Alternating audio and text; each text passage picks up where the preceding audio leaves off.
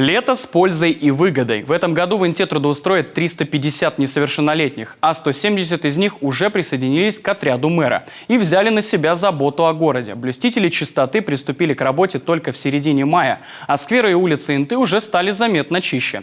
Дарья Вологжанина узнала, как дается трудовой рубль ребятам.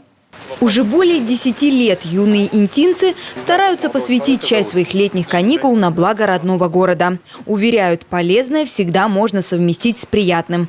Вот и Глеб Кононенко 3-й год подряд трудится в отряде. Здесь он не только зарабатывает карманные деньги, но еще и проводит время с друзьями. Сюда хожу обычно провести время с друзьями, там еще что-нибудь поделать, провести время как-нибудь. Работаю здесь уже вообще не первый раз. Тяжелая ли работа? Не очень прям, но трудновато чуть-чуть. Эти ребята уж точно мусор мимо урны не бросят. Ведь основной фронт работы – наведение порядка на улицах города. Работы много, но ребята выполняют ее с охотой. Трудятся по несколько часов в день. Смена длится 2 недели. К слову, в этом году в отряде много новых лиц. Очень много новеньких ребят пришло работать к нам.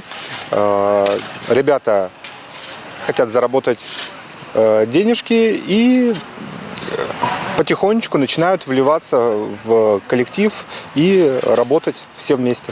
Трудовой десант продолжит свою работу на улицах Инты до августа. И от желающих нет отбоя. До конца лета все смены уже сформированы. Ведь это не только работа во благо родного города, но и шанс заработать. И пускай деньги небольшие, зато свои.